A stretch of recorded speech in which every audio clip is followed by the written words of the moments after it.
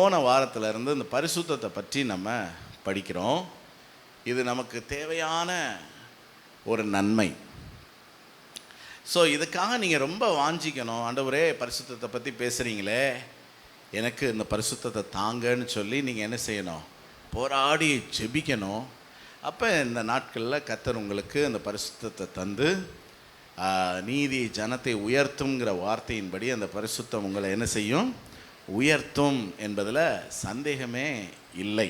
1 பேதுரு 1 அதிகாரம் 16 வசனம். 1 பேதுரு 1:16, நான் பரிசுத்தர் ஆகையால் நீங்களும் பரிசுத்தராயிருங்கள். வார்த்தையை எல்லாரும் சேர்ந்து சொல்லுவோமா? நான் பரிசுத்தர் ஆகையால் நீங்களும் பரிசுத்தராயிருங்கள். பொதுவாகவே மனிதன் கடவுளை ரொம்ப உயரத்தில் வச்சு தன்னை தரம் மட்டும் தாழ்த்தி தொழுது கொள்வது வழக்கம். கடவுள் அங்கே இருக்கிறார், பக்தன் நான் இங்கே இருக்கிறேன் அப்படின்னு. ஆனால் இந்த நாளின் வசனம் நம்மை ஆச்சரியத்துக்கு உட்படுத்துகிறது. அது என்ன அப்படின்னா, நான் பரிசுத்தர்னு ஆண்டவர் சொல்கிறாரு. அது ஏற்றுக்கொள்ளக்கூடிய உண்மைதான். தேவன் பரிசுத்தர்னு எத்தனை பேருக்கு தெரியும்? ஆமாம், அது very very unique and admirable quality. தேவன் ஒருவர் தவிர யாரும் பரிசுத்தமாக இருக்க முடியாது அப்படிங்கிறத ரொம்ப எளிமையாக நம்ம சொல்லிடுவோம். அதே நேரம் அவர் நம்மளை பார்த்து நீங்களும் எப்படி இருங்கிறாரு. அதாவது கிட்டத்தட்டன்னு இல்லை, தனக்கு சமமாய் ஒரு காரியத்தை அவர் சொல்கிறாரு. நம்மளை ஆண்டவர் அவருக்கு சமமாக வச்சு பேசுகிறாரு அப்படின்னா சும்மாவே ஜீரணிக்காது நமக்கு. இது நமக்கு புரியுமா அப்படின்னா அவ்வளோ ஆச்சரியமான ஒரு வசனம். ஆனால் இதுக்கு நம்புறதுக்குன்னு சில வசனங்கள் இருக்குது பைபிளில். இயேசு சொல்கிறாரு, நானும் பிதாவும் ஒன்றாக இருக்கிறோம். இதை சொன்னதுக்காகவே வேதபாரகர் பரிசேயர் என்ன பண்ணாங்க? அவரை கல்லறிய வந்தாங்க. ஆண்டவர் சொன்னார், என்ன நற்கிரியை நிமித்தம் நீங்கள் என்னை கல்லறிய பார்க்குறீங்க? ஏன்னா அவர் துர்க்கிரியை எதுவுமே செய்யலை, யாருக்கும் எந்த தீமையும் அவர் செஞ்சதில்லை. அப்போ அவங்க சொன்னாங்க, நல்லது கெட்டதுக்கு பார்த்து நாங்கள் கல்லறியலை, ஆனால் நீ சொன்ன ஸ்டேட்மெண்ட் ரொம்ப ஆக்வர்டாக இருக்குது. என்ன சொல்லிட்டேன்னு இப்போ கல்லறிய வரீங்க? நீயும் கடவுளும் ஒன்றா? கல்லறிய வந்தான். மனுஷனால் அதை என்ன செய்ய முடியலை, ஏற்றுக்கொள்ள முடியலை. ஆனால் இந்த 1 பேதுரு 1:16 தேவன் நம்மேல் வைத்திருக்கிற அந்த எதிர்பார்ப்பை பாருங்கள். நாம் பரிசுத்தராக இருக்கிறது போல நீங்கள் என்ன செய்யுங்க? அதாவது கடவுளுக்கு இணையான சமமான ஒரு வாழ்க்கை தரத்தை பற்றி பேசும்போது ஒரு பக்கம் அது ஒரு சந்தோஷமான விஷயந்தான். உங்களை ஒரு மாதம் ஜனாதிபதி மாளிகையில் தங்க வைக்க போகிறாங்க அப்படின்னா எத்தனை பேருக்கு சந்தோஷமாக இருக்கும்? சந்தோஷமாக இருக்கும். ஆனால் அந்த வாழ்க்கை தரம் ஒவ்வாதுன்னா தெரியுமா என்னன்னு? சிங்க் ஆகாது. ரொம்ப வருஷத்துக்கு முன்னாடி வெளிநாட்டுக்கு போயிருந்தேன். ஒரு நல்ல பெரிய வீட்டில் தங்க வச்சுருந்தாங்க, யூரோப் கண்ட்ரி, ஃப்ரான்ஸில். ஸோ டாய்லெட் போனேன். போயிட்டு சுற்றி பார்த்தா தண்ணியே இல்லை.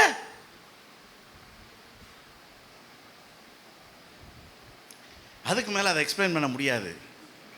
ஏன்னா அது எட்டாத ஒரு வாழ்க்கை தரம். டேபிள் எல்லாம் உட்காந்து ஸ்பூனை வச்சு தான் என்ன செய்கிறான்? சாப்பிட்றான். கறி கோழியெல்லாம் எப்படியா ஸ்பூனை வச்சு அவங்க அப்படி தான் வெட்டி சாப்பிட்றான். நம்ம கை வச்சா அது மற்றவங்க ரொம்ப அருவருப்பாக என்ன செய்கிறாங்க? பார்க்குறாங்க. எந்நேரம் அந்த ப்ரெட்டு, ஜாமு, பர்கரு, சாண்ட்விச்சு, எட்டாத ஒரு வாழ்க்கை தரம். நம்ம ஊருக்கு எப்படா அந்த இட்லி தோசையை வச்சு சாம்பாரை மேலே ஊற்றி அப்படி குழப்பி அப்படி நம்ம பிசையும் போது இதுதான் நமக்கு ஃபோர்க் ஸ்பூன். இதுதான் இது 4 கேப் வழி என்ன செய்யணும்? அப்படி பிதிங்கிட்டு வரணும். அதை பார்க்கும்போது இருக்கிற இன்பம் பேர் இன்பம். அவன் என்ன செய்கிறான்? லேசாக இருக்கு. இதுக்கு எதுக்குடா சவைக்கணும்? இவ்வளோண்ட வெட்டி வாயில் போட்டு அதை ஒரு 10 நிமிஷம் உட்காந்து என்ன செய்யறான், சாவச்சுக்கிட்டான். நம்மெல்லாம் வாய் முழுசு முக்கிக்கிட்டு இருக்கு. வாழ்க்கை தரத்தின் வித்தியாசத்தை நீங்கள் பார்க்குறீங்களா? அங்கெல்லாம் ஃபுல்லாக கோட் ஷூட் போட்டு எந்நேரமும் ஷூ சாக்ஸ் தான். நம்ம அதை எப்படா அந்த வாழ்க்கை தரத்தினுடைய வித்தியாசத்தை. அப்போ ஜனாதிபதி மாளிகையில் தங்குறது சந்தோஷமாக தான் இருக்கும். ஆனால் எப்படா அந்த ரோட்டு கடைக்கு வந்து 2 பஜ்ஜியை பிச்சு போட்டு சட்னி சாம்பாரை வச்சு, என்ன வாழ்க்கை தரத்தினுடைய அந்த வித்தியாசத்தை நீங்கள் புரிஞ்சுக்கிறதுக்காக நான் உங்களுக்கு இந்த காரியத்தை சொன்னேன். ஸோ தேவனுக்கு சமமாக இருப்பது என்கிறது நமக்கு ஒரு சந்தோஷமான ஒரு செய்தியாக இருந்தாலும்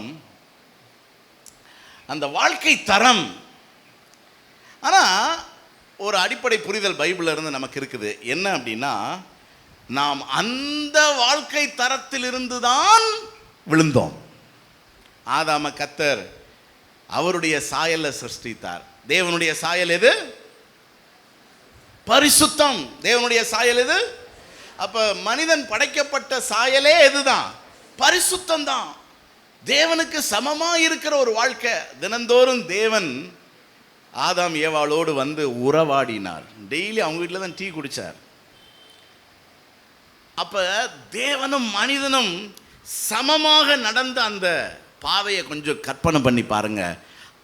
பாவம் செஞ்ச உடனே மனிதனால் தேவனை என்ன செய்ய முடியலை, தரிசிக்க முடியலை, விழுந்து போனான். விழுந்து போன மனிதனை கர்த்தர் அப்படியே விட்டுறலங்க, திரும்ப தன்னுடைய சாயலுக்கொப்பாய் மறுரூபமாக்கும்படி தான் இயேசு கிறிஸ்துவை இந்த உலகத்துக்கு அனுப்பி நம்மை ரட்சித்திருக்கிறார். திரும்ப வேதம் சொல்லுது, 1 யோவான் 3வது அதிகாரம் 1வது வசனம் பாருங்க. நாம் தேவனுடைய பிள்ளைகள் என்று அழைக்கப்படுவதனாலே தேவன் நமக்கு பாராட்டின அன்பு எவ்வளவு பெரிதென்று பாருங்கள். பாருங்க, தேவனுடைய பிள்ளைனா பிள்ளைக்கும் அப்பாவுக்கும் இடைவெளி உண்டா? இல்லை. பிள்ளையும் அப்பாவும், அதுதான் ஆண்டவர் சொன்னார், நானும் பிதாவும் ஒன்று, பிள்ளையும் தகப்பனும் ஒன்று. இப்போ ஆண்டவர் இங்கே வசனம் சொல்லுது, நாம் யார்? தேவனுடைய பிள்ளை. பக்கத்தில் பார்த்து சொல்லுங்கள், நீங்கள் தேவனுடைய பிள்ளை. சொல்லுங்கள் பார்க்கலாம். அப்போ நீங்கள் தேவனுடைய பிள்ளைன்னா நீங்களும் தேவனை எப்படி இருக்கிறீங்க? ஒன்றா இருக்கிறீங்க. இது நமக்கு கற்பனை கெட்டாத ஒரு விஷயம்தான். ஆனால் அது தேவன் நமக்கு பாராட்டின அன்பு, கிருபைன்னு வயதான் சொல்லுது. அடுத்து போட்டிருக்கு பாருங்க, இப்பொழுது தேவனுடைய பிள்ளைகளாக இருக்கிறோம், இனி எவ்விதமாக இருப்போம் என்று இன்னும் வெளிப்படவில்லை. ஆகிலும் அவர் வெளிப்படும் போது, சொல்லுங்க பார்க்கலாம், அவர் இருக்கிற வண்ணமாகவே நாம் அவரை. அப்ப நம்முடைய எதிர்காலத்தில் தேவனை போலவே மாறி தேவனோடு கூடவே இருக்க போகிறோம். அல்லேலூயா சொல்லுங்க பார்க்கலாம். ஒரு பழைய பாடல் உண்டு, பாடுவோமா? தேவசாயல்லாக மாறி தேவனோடிருப்பேன், நானும் தேவனோடிருப்பேன்.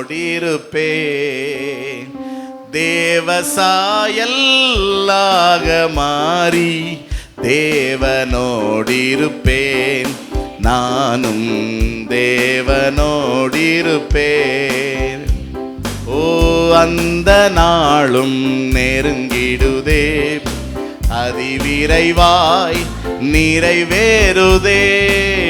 அந்த நாளும் நெருங்கிடுதே, அதிவிரைவாய் நிறைவேறுதே.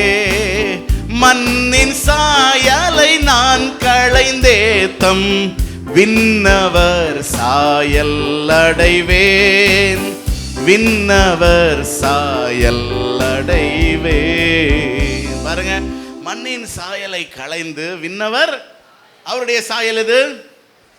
பரிசுத்தம். சொல்லுங்க பாருங்களா, அவருடைய சாயல் எது? அப்ப அவரை போலவே நம்ம பரிசுத்தமாய் இருப்போம். சொல்லுங்க, எல்லாரும் சொல்லுங்க, நான் இயேசுவை போலவே பரிசுத்தமாய் இருப்பேன். புரியுதா உங்களுக்கு? அது நமக்கு ஒரு உத்தரவாதமான வாக்கு தத்தம். ஸோ இன்னைக்கு ஒருவேளை நம்மளால பரிசுத்தமாக இருக்க முடியலை அப்படின்னாலும் ஆண்டவர் அந்த பரிசுத்தத்துக்கு நம்மளை பங்குள்ளவர்கள் ஆக்கும்படி தான் நம்மளை சீர்படுத்துகிறான்லாம் போன வாரம் பார்த்தோம்ல. ஆமாம். ஸோ அதனால அவருக்கு சமமாய் இருக்கிற ஒரு அனுபவம், அதான் பரிசுத்தம். அது நமக்கு இப்போ புரியாட்டினாலும் அது ஒரு நிஜம். அதாவது இது நீங்கள் சும்மா சொல்கிறீங்க அப்படின்னு சொல்ல முடியாது. அதுக்கு தான் நான் உங்களுக்கு இந்த சில வசனங்களை நான் காட்டினேன். நம்ம தேவ சாயலில் தான் படைக்கப்பட்டிருந்தோம். விழுந்து போனாலும் திரும்ப வந்து நம்மை ரட்சித்து அவருடைய சாயலுக்கு ஒப்பாய் கர்த்தர் மறுரூபமாய் கொண்டிருக்கிறார். ஏன்னா நம்ம அவரோடு கூட போய் நித்தியமாக என்ன செய்ய போகிறோம்? அவரை போலவே அவருக்கு சமமாய் வாழப்போகிறோம். அதுக்காகத்தான் கர்த்தர் நம்மளை சபையில் என்ன செஞ்சுருக்கிறாரு, வச்சிருக்கிறாரு. எபேசியர் 5:26 சொல்லுது, திருவசனத்தை கொண்டு தண்ணீர் முழுக்கினால் சுத்திகரித்து பரிசுத்தமாக்குகிறதற்கும் கரைதிரை முதலானவைகள் ஒன்றும் இல்லாமல் பரிசுத்தமும் பிழையற்றதுமான மகிமையுள்ள சபையாக தமக்கு முன் நிறுத்தி கொள்ளுகிறதற்கும் தம்மை தாமே. பாருங்க, ஆண்டவர் தன்னுடைய எதிர்பார்ப்பை சொல்கிறார் பாருங்க. உங்களை நான் பரிசுத்தமாக்குறது தான் தேவ சித்தம், உங்களை பரிசுத்தமாக்குறது தான் என் வேலை. பக்கத்தில் பார்த்து சொல்லுங்கள், நம்மளை பரிசுத்தமாக்குறது தான் அவருடைய வேலை. அது எப்படி கர்த்தர் பரிசுத்தமாக்குறாரு? கொஞ்ச காலம் பாட அனுபவிக்கிற உங்களை உரலும் உலக்கையும் உரலும் உலக்கையும். ஸோ கர்த்தருடைய கரத்தில் இருக்கிற உரலும் உலக்கையும் உள்ளே கிடக்கிறது யாரு? நம்ம தான். கர்த்தர் என்ன பண்ணுகிறார்?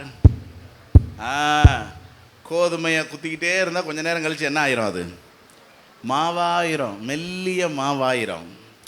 பக்கத்தில் பாருங்கள், நீ மெல்லிய மாவாகிற வரைக்கும் உன்னைய குத்துறத விட மாட்டாரு.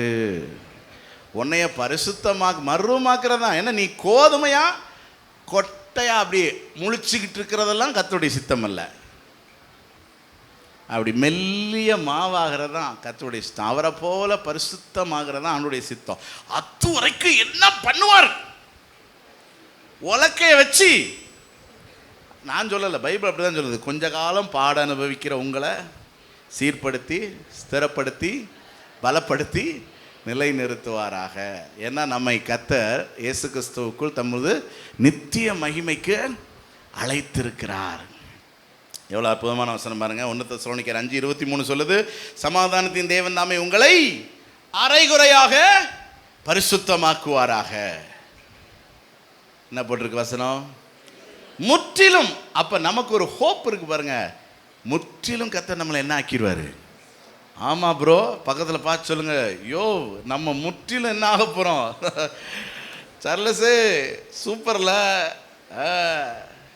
நம்மளை கர்த்தர் என்ன ஆக்க போறாரு? முற்றிலும் பரிசுத்தமாக்குவார். உங்கள் ஆவி ஆத்துமா சரீரம் முழுவதும் இயேசு கிறிஸ்து வரும்போது குற்றமற்றதா இருக்கும்படி காப்பார். உங்களை அழைக்கிறவர், நம்மை அழைத்தவர், கர்மேல் சபையில் வந்து சேர்த்தவர், பாஸ்டர் செல்வின் கையில் கொடுத்தவர். கலங்காதிருங்கள். கஷ்டப்பட்டாலும் நம்மை கர்த்தர் பரிசுத்தமாக்கி பரலோகத்தில் என்ன செய்வார்? நம்முடைய முடிவு அதுதானே, எதிர்பார்ப்பு அதுதானே. சரி, போன வாரம் பரிசுத்தம் என்றால் என்னன்னு நம்ம தியானிக்க தொடங்கினோம். பரிசுத்தம் என்பது அவருடைய சாயல். அதிலிருந்து தான் நம்ம தெரிஞ்சுக்கிறோம். இந்த பரிசுத்தம்னா என்னது? குறையில்லாத, குறை சொல்ல முடியாத, குறையை கண்டுபிடிக்கவே முடியாத, களங்கம் இல்லாத பூரணமான ஒன்று அப்படிங்கிறத அவரை பார்த்தோன்னே நமக்கு தெரியுது. ஓ, இதுதான் பரிசுத்தமா? பரிசுத்தம் என்பது ஒரு செயலை குறிக்கிற வார்த்தை அல்ல. என்ன? ஆமாம், அது ஒரு பரிபூரணத்தை குறிக்கிற வார்த்தை. இரண்டாவது, பரிசுத்தம் என்பது நம்முடைய அழைப்பு. நாம் அழைக்கப்பட்டது எதற்கு தான்? பரிசுத்தவான்கள் ஆகும்படியாகத்தான். ஆமாம். மூன்றாவது, எதற்காக நம்ம மூன்றாவது பரிசுத்தம் என்றால் என்னது? பரிசுத்தம் வந்து உள்ளானது, வெளியானது அல்ல. சில வெளியரங்கமான கிரியைகளை நம்ம பரிசுத்தப்படுத்தி கொள்ள நம்ம முயற்சி பண்ணுறோம். ஆனால் அப்படி அல்ல.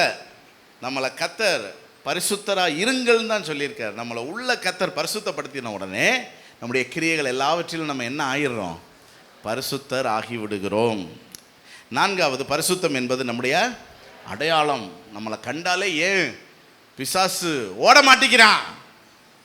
இன்னும் இந்த பரிசுத்தம்ங்கிற அடையாளம் நம்மகிட்ட இன்னும் இல்லை. யாருடைய சாயல் இன்னும் இல்லை? அதாவது 2 சாயலில் தான் இந்த உலகத்தில் இருக்கிற மனிதர்கள் வாழ முடியும். ஒன்று தேவனுடைய சாயல், இன்னொன்று பிசாசின் சாயல். பிசாசின் சாயல் நம்மகிட்ட இருந்துச்சுன்னா ஓடுவானாவன். இயேசுவின் நாமத்தினாலே போ பிசாசே அப்படின்னா இங்கே ஒரு காமெடியெல்லாம் என்ன செய்யக்கூடாது, பண்ணக்கூடாது. ஏன் முகச்சாடையிலே இருந்துக்கிட்டு என்னையை துரத்தினா என்ன அர்த்தம்? வா நம்மெல்லாம் யார், ஒன்றுக்கு மண்ணாக இருக்கிறவங்க, வா நரகத்துக்கு போவோம் அப்படின்னு சொல்லி கூப்பிட்டு போயிடுவான். நம்மளை பிசாசின் சாயலிருந்து கர்த்தர் எந்த சாயலுக்கு மாற்றிக்கிட்டு இருக்கிறாரு? இயேசுவின் சாயலுக்கு மாற்றிக்கிட்டு இருக்காரு. நீங்கள் ஏசப்பா சாயலுக்கு மாறிட்டீங்கன்னு வச்சுக்கோங்களேன். என்ன ப்ரோ சொல்லாமல் வந்தீங்க, நீங்கள் வருவீங்கன்னு தெரிஞ்சால் நான் என்ன செய்ய மாட்டேன், இங்கே இருந்திருக்கவே மாட்டேனேன்னு சொல்லி பக்கத்து கதை வழி என்ன செஞ்சிருவான், ஓடியே போயிடுவான். அதனால தான் ஆண்டவர் தைரியமாக நமக்கு சொன்னார், என் நாமத்தினால் நீங்கள் பிசாசுகளை, வெறும் நாமம் மட்டும் போதாதுங்க, அடையாளம் வேணும், சாயல் வேணும். ஆனால் அந்த அடையாளத்தை கர்த்தர் நமக்கு கொடுப்பது தான் அவருடைய சித்தமாக இருக்குது. அதுதான் நம்முடைய அடையாளம். கடைசியாக எல்லா அசுத்தத்திற்கும் எதிரான நடவடிக்கை தான் என்னது, பரிசுத்தம் அப்படிங்கிற காரியத்தை பார்த்தோம். நீங்கள் இன்னும் 1-2 முறை இந்த செய்தியை நீங்கள் போய் யூடியூப்பில் கேளுங்க. நீங்கள் பரிசுத்தம் ஆகணுங்கிற தேவ சித்தம் திரும்ப திரும்ப இந்த செய்திகளை நீங்கள் கேட்டால் தான் என்ன ஆவீங்க, பரிசுத்தம் ஆவீங்க. ஆமாம், இந்த இட்லி சட்டியை திறந்து குத்தி பார்ப்போம் தெரியுமா? இப்பெல்லாம் எந்த இட்லியிலையுமே ஓட்டை இல்லை அப்படிங்கிற ஒரு பெரிய மனக்குறை எனக்கு இருதயத்தில் உண்டு. என்ன என்று நான் ஆராய்ந்து பார்த்தபோது, இப்போ சமைக்கிற யாருக்குமே அந்த இட்லியை விரலை விட்டு தொட்டு பார்க்குறக்கு துணிச்சல். அதனால் கத்தியை விடுறாங்களாமா. கத்தியை விட்டு பார்க்குறது, மாவாக இருக்குது மூடிடு. கத்தியை விட்டு பார்க்கும்போது ஒன்றும் இல்லை அப்படின்னா அது நம்ம பாரம்பரியம் கிடையாது. இட்லி சுடும் பாரம்பரியம் என்னது? ஒரு 5 இட்லி சுட்டிங்களா, 2 இட்லியில அது என்ன இருக்கணும், ஓட்டை இருக்கணும். அப்போ தான் அது நம்ம ஊர் இட்லி. என்ன அது மாதிரி எதுக்காக சொல்ல வரேன்னா, பரிசுத்தம் இல்லைன்னா திரும்ப என்ன செய்யணும், நீங்கள் சட்டியில் வச்சு வேக வைக்கணும். ஆமாம், அதுக்கு தான் பழைய செய்தியை கேட்கணுங்கிறது. நீங்கள் திரும்ப திரும்ப திரும்ப அந்த செய்திகளை கேட்க கேட்க கேட்க தான் என்ன ஆவீங்க. அதனால் உங்களுக்கு நான் சேலஞ்ச் பண்ணுறேன். சரியாக தூக்கம் வரல, மன போராட்டமாக இருக்குது, மன அழுத்தத்தில் இருக்கிறேன், அல்லது இந்த ஸ்ட்ரெஸ்ஸுக்கெல்லாம் மாத்திரை சாப்பிட்டுக்கிட்டு இருக்கிறேன், டென்ஷனாக இருக்கிறேன், ஒரு மாதிரி எரிச்சலாக இருக்குது அப்படின்னா, இளைப்பாறுதல் பற்றி 2-3 செய்தி பேசியிருக்கிறேன். அதை திரும்ப திரும்ப திரும்ப கேளுங்க. சுகம் வர்ற வரைக்கும் என்ன செய்யுங்க, கேளுங்க. என் வார்த்தை ஒரு நாளும் வெறுமையாய் திரும்ப, அது உங்களுக்கு தான் அனுப்பப்பட்ட வார்த்தை. அந்நேரம் பார்த்து நீங்கள் தூங்கியிருப்பீங்க. தூங்காதெல்லாம் எங்கே தூங்கும்? வசனத்தை கேட்கும்போது. ஏன்னா சாத்தானுக்கு தெரியும், இதை கேட்டால் உங்களுக்கு நிரந்தர தூக்கம் வந்துடும்ட்டு. அதனால் இங்கே தற்காலிகமாக தூக்கத்தை கொடுப்பான். வசனத்தை கேட்குறதுக்கு சாத்தான் தடை செய்வான்.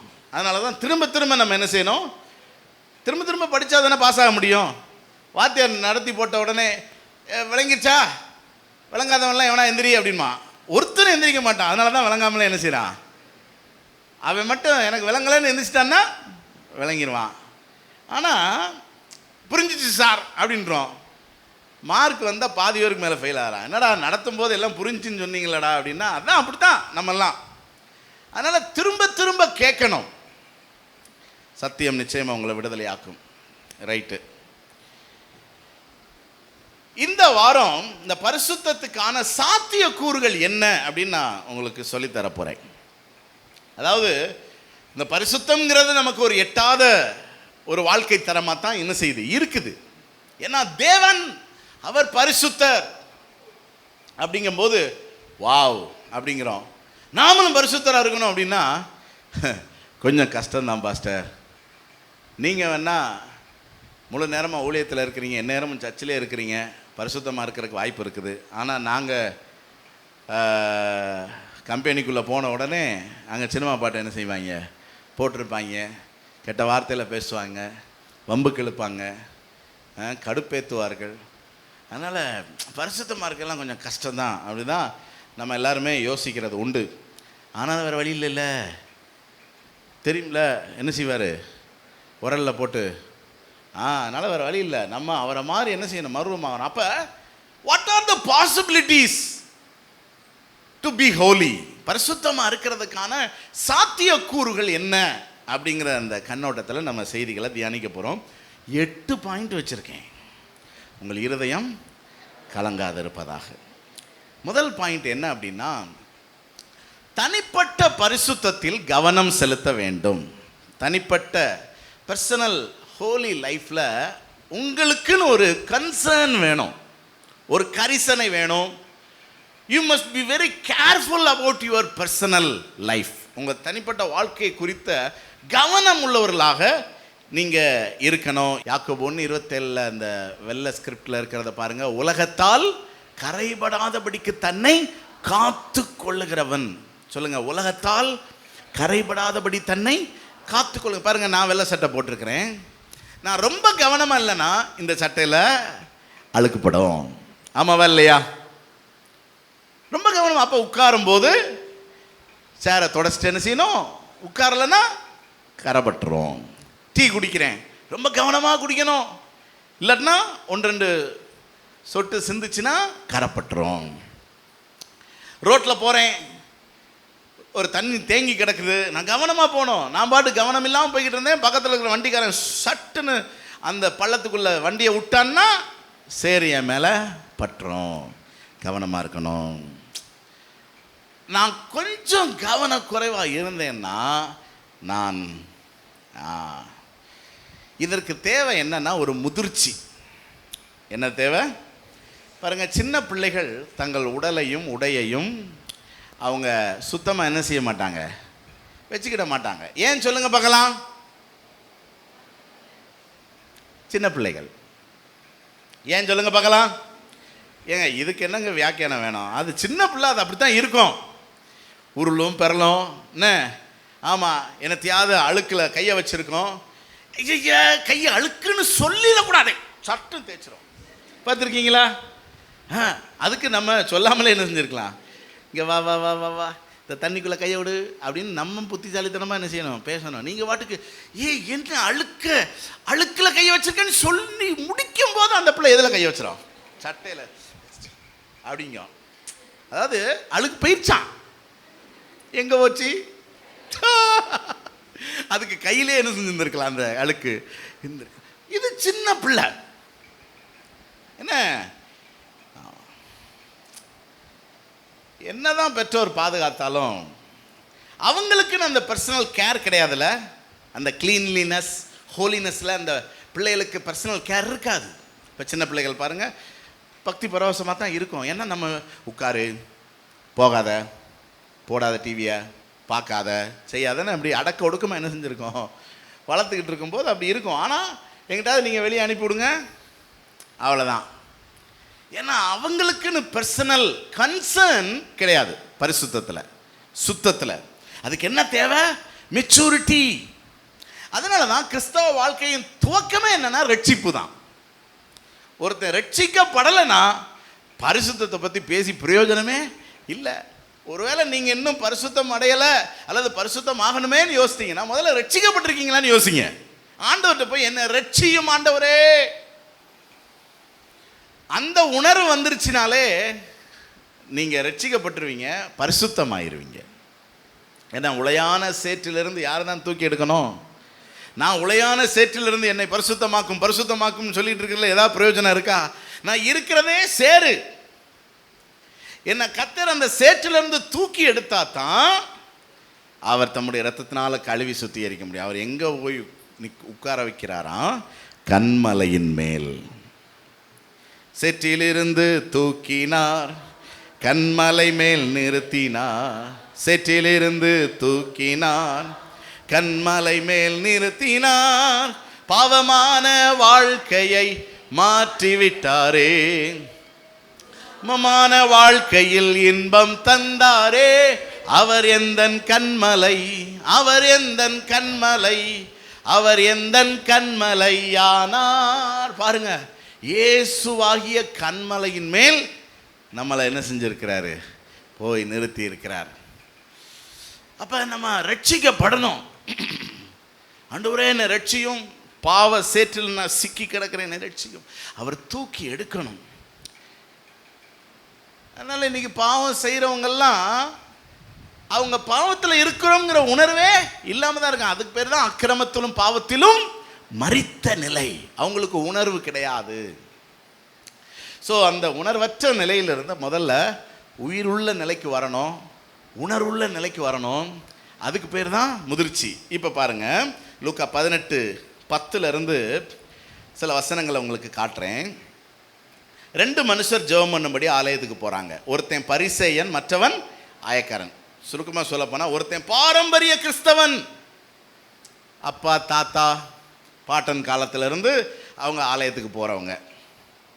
சின்ன வயசுலேருந்து சண்டே ஸ்கூல் போய் விபிஎஸ் போய் ஆமாம் இப்போவும் நல்ல ஒரு கிறிஸ்தவனாக வாழ்கிற ஒரு பரிசேயன். இன்னொருவன் ஆயக்காரன். மற்றவன் யார்? ஆயக்காரன்னா பாவி, துணிகரமாக கொள்ளையடிக்கிறவன், ஊரை ஏமாற்றுகிறவன், மக்கள் மேல் கொஞ்சம் கூட கரிசனை இல்லாதவன், ஈவு இரக்கம் இல்லாதவன், பண ஆசை பிடித்தவன், பணத்தை சம்பாதித்து தன் இஷ்டப்படி சிற்றின்பத்தில் வாழ்ந்து கொண்டிருக்கிற ஒரு ஆயக்காரன். நல்லா புரியுங்க. ஒருத்தன் பாரம்பரிய கிறிஸ்தவன், ஒருத்தன் பாவி. சொல்லுங்க, ஒருவன் யார்? கிறிஸ்தவன், இன்னொருவன் பாவி. இப்போ பாரம்பரிய கிறிஸ்தவன் என்ன சொல்றான் பாருங்க, தேவனே நான் பரிகாரர் அப்படின்னா அந்த கொள்ளக்காரன், இந்த கொள்ளக்காரர், அநியாயக்காரர், விபச்சாரக்காரர் ஆகிய மற்ற மனுஷரை போலவும் இந்த ஆயக்காரனை போலவும் இராததினால் உம்மை ஸ்தோத்தரிக்கிறேன் அப்படிங்கிறான். அது நான் எந்த குற்றமும் செய்யலைன்னு சொல்றான், நான் எந்த தப்பும் பண்ணலைன்னு சொல்றான். என்ன சொல்றான்? வாரத்தில் 2 தடவை உபாசிக்கிறேன், சம்பாத்தியத்திலலாம் தசம பாகம் கொடுக்குறேன் எல்லாம் சொல்லி ஜெபம் பண்ணுறான். ஆனால் அந்த ஆயக்காரன் தூரத்தில் நின்று தன் கண்களை வானத்துக்கு ஏறெடுக்க துணியாமல் தன் மார்பிலே அடித்து கொண்டு, தேவனே என்மேல், அதாவது என்ன பரிசுத்தமாக்குங்க ஆண்டவரே அப்படின்னு ஒருத்தன் ஜெபம் பண்ணுறான். 2 பேருடைய ஜெபத்தில் யாருடைய ஜெபம் கேட்கப்பட்டுச்சு? நான் பரிசுத்தவான்னு ஒருத்தன் சொல்கிறான், அவனை ஆண்டவர் வெளியே பற்றிட்டார், போடா வெளியே. ஒருத்தன் நான் பாவி என்னை பரிசுத்தமாக்குங்கன்னு சொல்கிறான், அவனை மார்போடு கர்த்தர் அணைத்து கொண்டார். இந்த உலகத்தில் யாருமே பூரண பரிசுத்தவான் இல்லை, ஆனால் பூரணர்கள் ஆகும்படி நாம் கடந்து போகிறோம். இயேசுவை போல மாறணும்னு நம்ம விரும்புகிறோம். நமக்குள்ள ஆண்டவர் விருப்பத்தை உண்டாக்கிக்கிட்டு இருக்கார், செய்தியின் மூலமா, வார்த்தையின் மூலமா. அப்ப நான் இன்னும் பரிசுத்தம் ஆகணுங்கிற ஒரு ஏக்கம் வேணுமே தவிர, நான் உத்தமன், நான் நல்லவன், என்கிட்ட ஒரு குறையும் இல்லை, நான் அதை செய்கிறேன் இதை செய்கிறேன் அப்படின்லாம் நம்ம கிரியைகளில் மேன்மை பாராட்டுறது கர்த்தருக்கு முன்பாக அருவருப்பான ஒரு காரியமாய் இருக்கிறத நாம் பார்க்கிறோம். சங்கீதம் 19:12 சொல்லுது, தன் பிழைகளை உணர்கிறவன் யார்? தன் பிழைகளை உணர்கிறவன் யார்? அப்போ இந்த பரிசுத்தத்தில் கான்சியஸாக இருக்கிறவங்க ரொம்ப சென்சிட்டிவாக என்ன செய்வாங்க, இருப்பாங்க, ரொம்ப கவனமாக இருப்பாங்க, ரொம்ப அந்த சுத்தத்துக்காக என்ன செய்வாங்க. ஒரு இடத்துக்கு போகிறீங்க, நீங்கள் எல்லோரும் இன்றைக்கி வெள்ளையமாக இருக்கிறீங்கள, ரொம்ப அழகாக இருக்குது பார்க்குறதுக்கு. சேர் போட்டிருக்கோம் வரிசையாக, ரோட்டில் உட்காருங்கிறோம், பார்க்குறோம், கால் வலிக்குது பார்க்குறோம், ஆனால் சேர் ரொம்ப டஸ்டியாக இருக்குது. இருக்கட்டும் உட்காருங்க, ரொம்ப நேரமாக நிற்கிறீங்க, உட்காருங்க அப்படிங்கிறேன். இருக்கட்டுங்க பரவாயில்ல, உட்காருவீங்களா? உட்காருவீங்களா? ஏன் புரியுதா உங்களுக்கு? உங்களுக்குள்ள ஒரு கான்சியஸ் இருக்கு, உட்காராதரா, உட்கார்ந்தா என்ன ஆயிடுவ. அதனால அந்த இது ரொம்ப தேவை. ஒரு பரிசுத்தவானுடைய பிரதானமான அடையாளத்தை நான் உங்களுக்கு சொல்லட்டுமா? எத்தனை பேர் பரிசுத்தம் வாங்கணும்னு விரும்புறீங்க? ஒரு பிரதானமான அடையாளத்தை சொல்லட்டுமா? யாராவது நம்மை குற்றப்படுத்தினால் அமைதியாய் இருப்பவர்கள் தான் பரிசுத்தவான்கள். மீண்டுமாய் நான் சொல்லுகிறேன், யாராவது உங்களை குற்றப்படுத்தினால் அமைதியாய் இருப்பவர்கள் தான். ஏன்? முதல்ல உண்மையிலேயே அந்த குற்றம் நம்மகிட்ட இருக்கோ அப்படிங்கிற ஒரு எண்ணம் அவனுக்கு இருக்கும். புரியுதா உங்களுக்கு? ஒருவேளை ஏன்னா நான் குற்றமே செய்யக்கூடாதவனா? சொல்லுங்க, நான் மனுஷன். புரியுதா உங்களுக்கு? நான் மண்ணிலிருந்து எடுக்கப்பட்டவன். அப்ப நான் தவறு செய்யக்கூடியவன், நான் குற்றம் செய்ய கூடியவன். அப்படி இருக்கும் பட்சத்தில் யாராவது என்னை குற்றம் சாட்டும் போது ஐ வில் பி சைலண்ட். ஏன்னா மேபி இருக்கலாம், நான் என்னை நானே ஆராய்ந்து பார்க்க வேண்டும். என்னை நான் ஆராய்ந்து பார்த்து சோதித்து பார்த்து என்ற ஒரு குற்றமும் இல்லைனா ஐ வில் பி ஹாப்பி.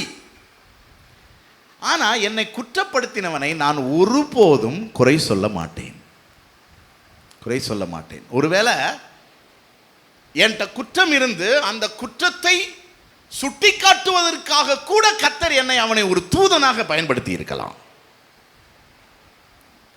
பார்த்தீங்களா எவ்வளவு பெரிய சைலன்ஸ் இருக்குது? பார்த்தீங்களா? ஆவியானவர் இடைப்படுகிறார், இடைப்படுகிறார். அதனால பரிசுத்தம் என்றால் என்ன சொல்லுங்க பார்க்கலாம். போன வாரம் பார்த்தோம்ல, பரிசுத்தம் என்றால் என்ன? குறை இல்லாத, குறை சொல்ல முடியாத, குறை கண்டுபிடிக்கவே முடியாத, களங்கமற்ற தூய்மையான ஒன்று.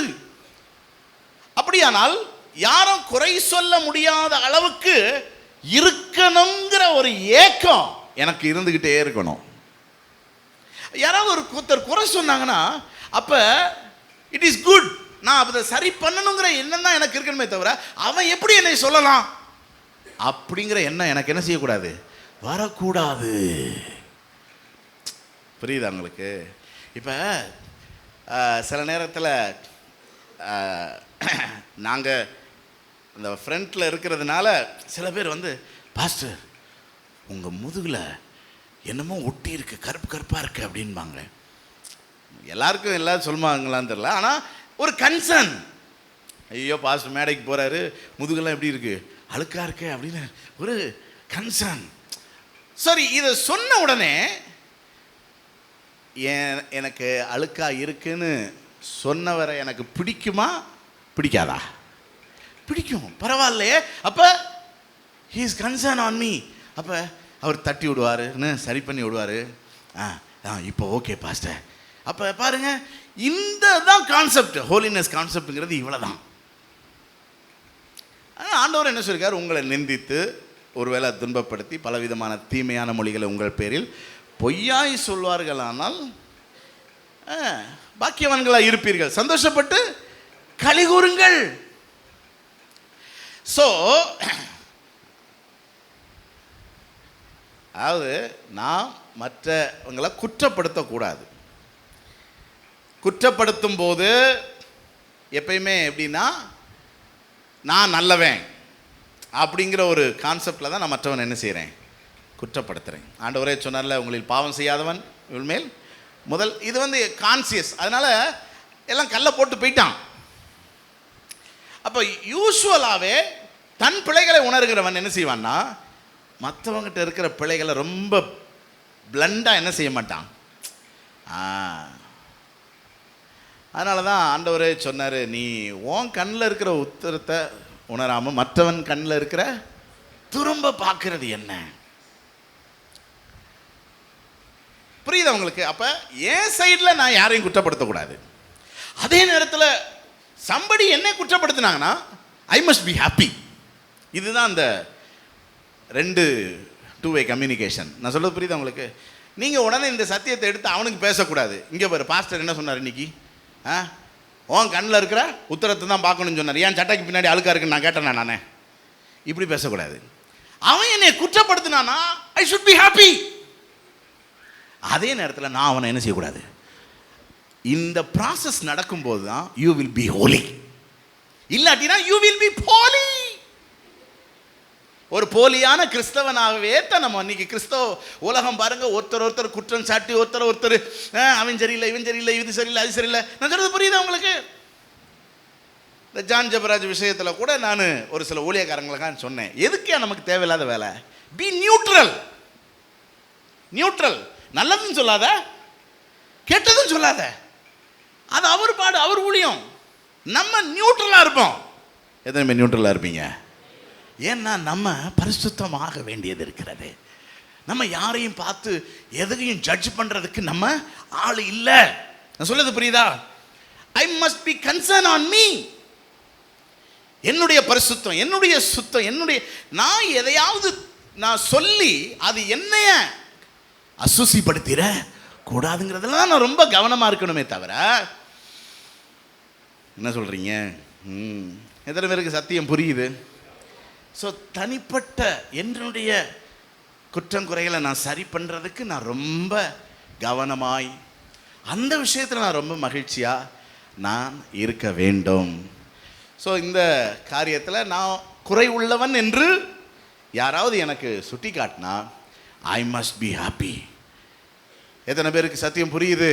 ஹலோ, யாராவது உங்களை நீ குற்றவாளி, நீ குறை உள்ளவன் சொன்னால் எத்தனை பேர் சந்தோஷப்படுவீங்க?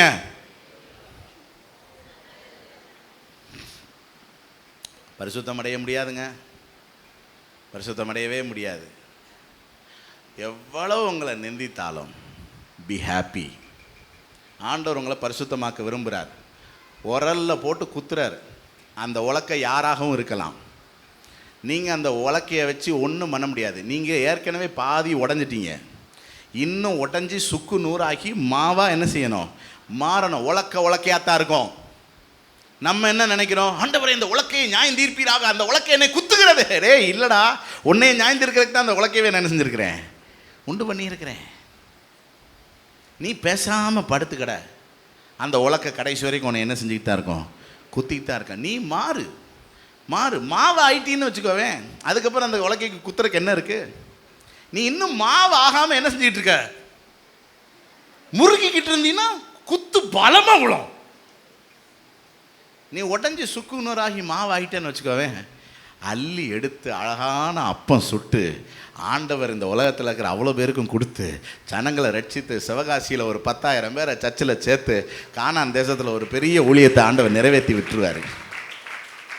அதனால் பக்கத்தில் பார்த்து முறுக்கிக்கிட்டே இருக்காதீங்க, உடஞ்சி மாவாயிருங்க.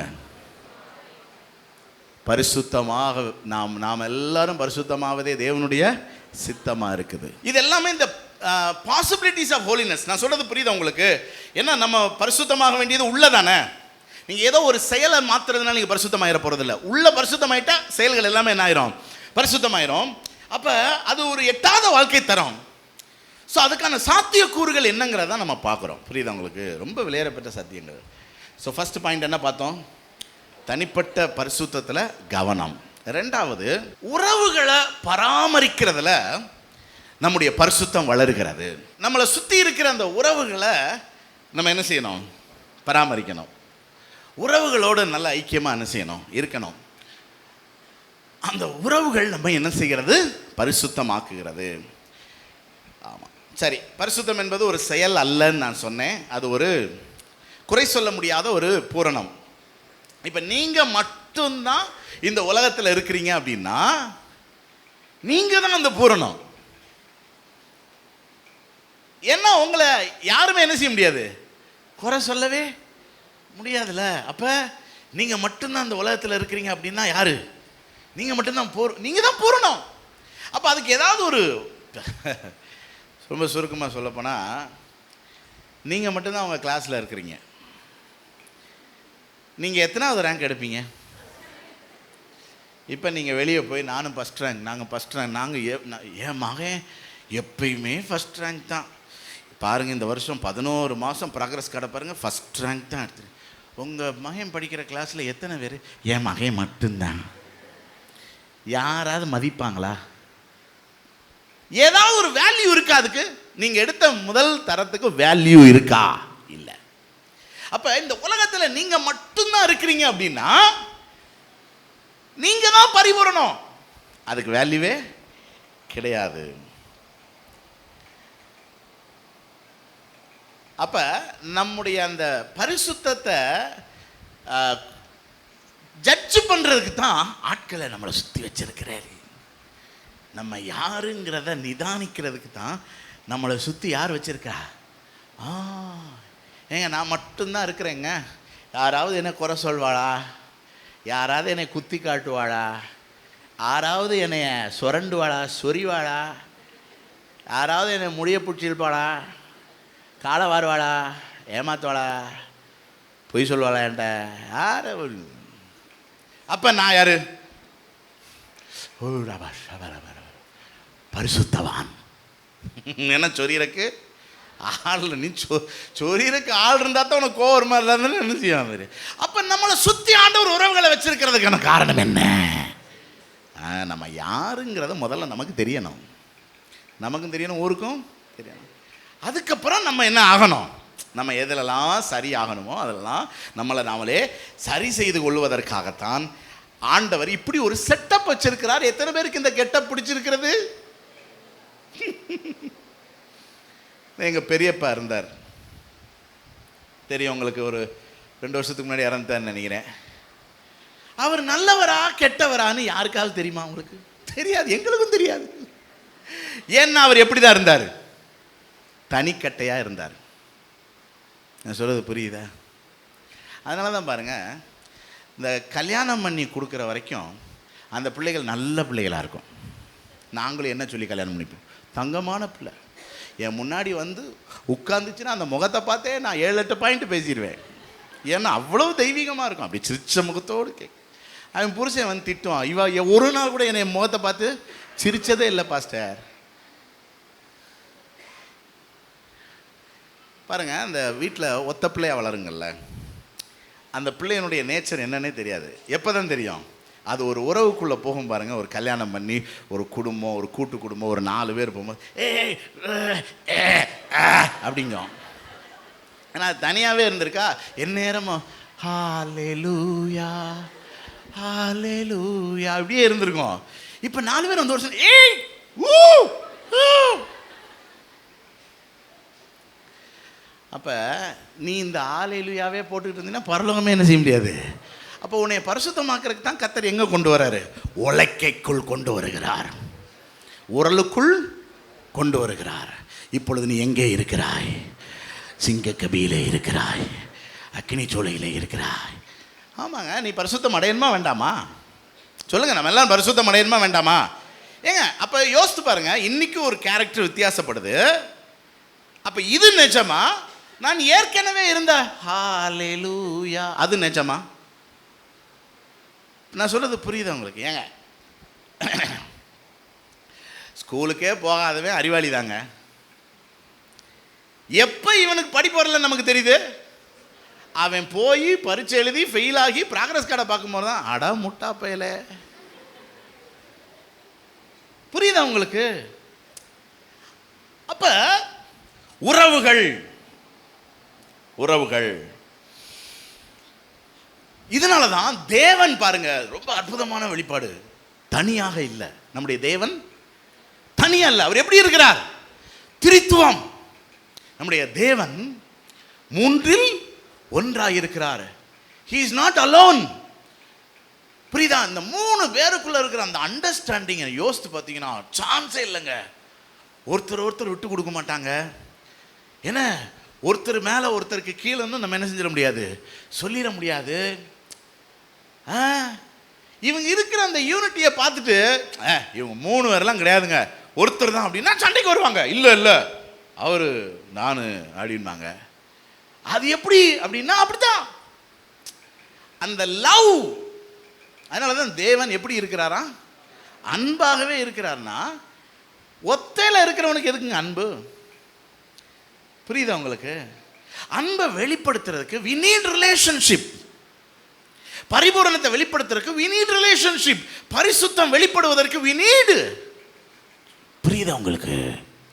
அதனால உங்க ரிலேஷன்ஷிப்பை நீங்க குறை சொல்லவே முடியாது, வாய்ப்பில்லை.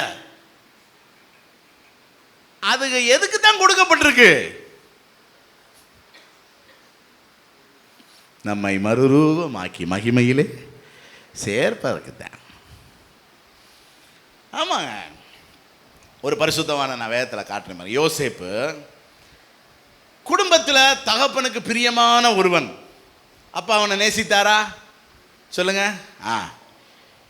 சகோதரருடைய குற்றங்களுக்கு எதிரானவன். அவன் அண்ணன் தம்பி அவனுடைய அண்ணன்மார் செய்த குற்றங்குறைகள் எல்லாம் கொண்டு வந்து அப்பாட்ட கம்ப்ளைண்ட் பண்ணான். இது பிளேமிங் கிடையாது, தன்னுடைய குடும்ப நலனுக்காக அவன் எடுத்துக்கொண்ட பிரயாசம். அப்புறம் சகோதரர்கள் அவனை பகைத்தாங்க. ஆனால் இவன் சகோதரர்களை விசாரிக்க போகிறான் வனாந்தரத்துக்கு. ஏன்னா அப்புறம் அவன் தெரியும் குடும்பத்தில் நல்லவன் தான். இப்போ போத்திபாருடைய அரண்மனைக்கு போனால் அங்கேயும் அவன் உண்மையில்லவனாக இருக்கிறான். நல்லா விளங்கிக்கோங்க, நம்ம எல்லாருமே ஒரு நேச்சரில் தான் இருப்போம். ஒவ்வொரு இடத்துலையும் ஒவ்வொரு நேச்சரில் நம்ம இருக்கவே முடியாது. அப்படின்னா நம்ம சும்மா ஒரு இடத்துக்கு நடிக்கலாமே தவிர கொஞ்ச நாள் கழித்து நம்முடைய நேச்சர் என்ன செஞ்சிடும், வெளிப்பட்டுரும். இப்போ இவன் வீட்டில் எப்படி எல்லாரிடத்திலும் அன்பா இருந்தானோ அதே மாதிரி தான் போத்திபாருடைய அரண்மனையிலையும். புரியுதா உங்களுக்கு? கத்தர் அவனோடு இருந்தார், அவன் காரிய சித்தியாக இருந்தான், அதனால கத்தர் போத்திபாருடைய அரண்மனையில் உயர்த்தினார். இதெல்லாம் இருந்தாலும் நல்ல ஒன்று விளங்கிக்கோங்க, அறிவை வச்சு ஒருத்தன் உயரவே முடியாது. அவனுடைய குணத்தை வச்சு தான் உயர முடியும். அவன் எப்படி இந்த ரிலேஷன்ஷிப்புக்கு ரெஸ்பாண்ட் பண்ணுறாங்கிறத வச்சு தான் அவனுடைய வாழ்க்கையினுடைய மேன்மையே இருக்குது. நல்லா புரிஞ்சுக்கோங்க. அப்போ இவனுடைய உயர்வுக்கு என்ன காரணம்? அந்த உறவுகளை இது எப்போ நமக்கு தெரியுதுன்னா, நீங்கள் அடுத்து பாருங்களேன். போத்திபாருடைய மனைவி இவனை சோதிக்கிறா. இப்போ இவன் ஈஸியாக அந்த சோதனையில் விழலாம், ஏதோ அது ஒரு டைம் பீயிங் தானே, முடிஞ்சோம். ஆனால் யாருக்கு இவன் செய்கிற துரோகமாக இருக்கும் அது? அவன் தெளிவாக அந்த ஒரு விஷயத்தை என்ன சொல்கிறான், சுட்டி காட்டுறான். ஏன்னா ஒன்னைய தவிர இப்படி சொல்லுவான், ஒன்னைய எப்படி சொல்லாது, நீ எனக்கு விளக்கப்பட்ட, அதை எப்படி சொல்கிறான் வசனத்தை சொல்லிடுவோமே, இந்த வீட்டில் ஒன்னைய தவிர வேற எதையுமே போத்திபார் எனக்கு விலக்கி. அப்ப நீ யார்? Whose property you are? எல்லாமே போத்திபாருடைய ப்ராப்பர்ட்டி தான். எல்லாத்தையும் கவனிக்க சொன்னவர் உன்னை கவனிக்க சொல்லலையேம்மா. என்ன டே, இந்த செடியை பார்த்துக்கூடா, கிச்சனை பார்த்துக்கூடா, விளக்காரங்களை பார்த்துக்கூடா, அப்படியெல்லாம் போட்டவர் என் மனைவியை பார்த்துக்கூடா நினைச்சல சொல்லலையேம்மா. அவர் சொல்லாத நான் அதுக்கு மாதிரி பாருங்களேன். அந்த ரிலேஷன் இப்போ இந்த பாவத்தை செஞ்சால் தனக்கும் முதலாளிக்குமான ரிலேஷன்ஷிப் கெட்டு போயிருங்கிறதுக்காக எவ்வளோ கேர்ஃபுல்லாக இருக்கான் பாருங்க. நான் சொல்கிறது புரியுதா உங்களுக்கு? இதுதான் புரியுதா? இப்போ நான் ஏன் லவ் பண்ண வேண்டாம்னு சொல்கிறோம்? தேவையில்லாமல் பாஸ்டருக்கு வருத்தத்தை என்ன செய்யும்? உண்டு பண்ணோம். அம்மா அப்பாவுக்கு சங்கடத்தை உண்டு பண்ணோம். அப்போ பெட்டர் என்னன்னா, என்னுடைய சுயநலத்துக்காக, என்னுடைய அற்ப ஆசைக்காக நான் ஒரு தவறை செஞ்சு இத்தனை பேரை வருத்தப்படுத்தணுமா? ஸோ சிம்பிள் பாருங்க. இதுதான் ஹோலினஸ். இந்த மெச்சூரிட்டிக்கு பேர் தான் ஹோலினஸ். சரி, இவன் ஜெயிலுக்கு போகிறான். அங்கே போனால் சிறைச்சாலைக்காரனுக்கும் இவனுக்கும் அப்படி ஒரு அண்டர்ஸ்டாண்டிங் பாருங்களேன். அது மட்டும் இல்லை, அங்கே 2-3 பேர் ரொம்ப வாடின முகத்தோடு இருக்கிறான். அவங்ககிட்ட போய் விசாரிக்கிறான், ஏன்பா கஷ்டமா, என்ன பிரச்சனைப்பா? பாருங்க, ஜெயிலில் கிடக்குறாங்க, ஆனாலும் இவனுக்கு மற்றவங்க மேலே கரிசனை. அதனால தான் கர்த்தர் சகல ஜனங்களையும் ரட்சிக்கும்படி இவனை ஒரு ரட்சகனாக கர்த்தர் என்ன செஞ்சார்? உயர்த்தினார். அதுக்கப்புறமும் இவனை குழியில் போட்டு இவனை மறுதளிச்சு இவனை 20 வெள்ளிக்காசுக்கு விற்ற அன்னைமார் வந்தாங்கல்ல, கவனிச்சான், சாப்பாடு கொடுத்தான், நல்ல இடத்துல தங்க வச்சான், வாழ வச்சான். புரியுதா உங்களுக்கு? ஸோ இதுக்கு பேர் தான் பரிசுத்தம். எப்போ இந்த பரிசுத்தம் பூரணம் அடைகிறதுனா, உறவுகளை பராமரிக்கிறது. நான் இது எதுக்காக பேசிக்கிட்டு இருக்கேன், அந்த தலைப்பை நீங்கள் மறந்துடக்கூடாது. Possibilities of holiness. நம்ம பரிசுத்தத்துக்கான சாத்தியக்கூறுகள் எங்கே இருக்குது சொல்லுங்க பார்க்கலாம்? உறவுகள்கிட்ட தான் இருக்குது, குடும்பத்தில் தான் இருக்குது, ரிலேஷன்ஷிப்பில் தான் இருக்குது, சபையில் தான் இருக்குது. உரசல் இருக்க தான் செய்யும். உரசி தான் நம்ம என்ன ஆகுறோம்? தங்கத்தை உரசாமல் இருந்தால் அது பேர் என்னது? நகையா மாறுமா? அதே மாதிரி தான் இந்த கூழாங்கற்கள்லாம் இருக்குது பார்த்தீங்களா, எப்படி இருக்குது, எப்படி வந்துச்சு? அதெல்லாம் ஒரு காலத்தில் கரடு முரடாக இருந்தது தான். கல்லுகளில் அடித்து கடைசியில் என்ன ஆயிடுது? பக்கத்தில் இருக்கிற மூஞ்சி கூழாங்கல் மாதிரி இருக்கா, கரடு முரடாக இருக்கான்னு பாருங்க, ரோடு போடுற கல் மாதிரி. கர்த்தர் நம்மை பரிசுத்தமாக்கி கொண்டிருக்கிறார். ஒரு அல்லேலூயா சொல்லுங்க பார்க்கலாம். ஒரே ஒரு காரியத்தை பார்த்து நம்ம முடிக்க போகிறோம். 3வது, பரிசுத்த செயல்களில் பங்கெடுக்கிறதின் மூலமாக இந்த பரிசுத்தம் நமக்குள்ள பூரணம் அடைகிறதற்கான வாய்ப்புகள், பாசிபிலிட்டிஸ் இருக்குது. பரிசுத்த செயல்கள். யாத்திராம 29:37, பலிபீடத்தை தொடுகிறதெல்லாம் பரிசுத்தமாக இருக்கும். இருக்கா? கடைசி, பலிபீடத்தை தொடுகிறதெல்லாம்.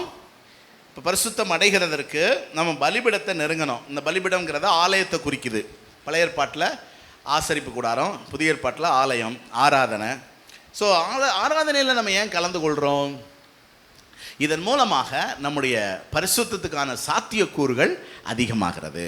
நம் பரிசுத்தம் அடைகிறதற்கான, புரியுதா உங்களுக்கு? நீங்கள் கொஞ்சம் வாரம் சர்ச்சைக்கே வரலன்னு வச்சுக்கோங்களேன், வாழ்க்கை தாறுமாறாகி போயிடும். நான் சொல்கிறது புரியுதா உங்களுக்கு? ஸோ சபைக்கு வர வர வர வர நம்மளை கர்த்தர் என்ன ஆக்குறாரு? அப்படியே பரிசுத்தமாக்குறார். இதில் நம்ம இன்னைக்கு குறிப்பாக திருவிருந்து ஆராதனை ஏன்னா அது பலிபீடத்தில் ரொம்ப முக்கியமான ஒரு பங்கு பெறுகிறது. பாருங்க, நம்ம பரிசுத்தமாக இருக்கிறதுனால திருவிருந்து கிடையாது. நிறையா பேர் தப்பாக நினச்சிக்கிறாங்க.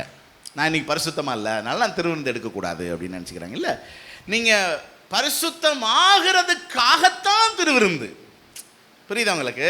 யாருமே இந்த உலகத்தில் பரிசுத்தம் 100% பரிசுத்தம் ஆகிட முடியாது. ஏன்னா நம்ம எப்போ தான் 100% பரிசுத்தம் ஆகும்னு பைபிள் போட்டிருக்கு? அவரை சந்திக்கிற நாளில். அது வரைக்கும் நம்ம அந்த பூரணத்துக்கு நேராக போய்கிட்டே இருக்கிறோம். ஸோ அப்போ திருவிருந்து எதற்காக? நாம் பரிசுத்தம் அடைகிறதற்காக. போன மாதத்தை விட இந்த மாதம் இன்னும் கொஞ்சம் பரிசுத்தம் அடைகிறதற்காக. ஸோ அதனால இந்த திருவிருந்து ரொம்ப முக்கியம். நமக்கு ஆராதனை முக்கியம், திருவிருந்து முக்கியம், ஊழியம் செய்கிறது முக்கியம். இதெல்லாமே நம்மை பலிபீடத்தின் அண்டை சேர்க்கிறது. பலிபீடத்தை தொடுகிறதெல்லாம் எப்படி இருக்கும்? பரிசுத்தமாக இருக்கும். ஆலயத்தோடு நெருங்கி இருக்கிறதெல்லாம் பரிசுத்தமாக இருக்கும். ஊழியத்தோடு நெருங்கி இருக்கிறதெல்லாம் எப்படி இருக்கும்? ஸோ இதெல்லாமே நம்முடைய அந்த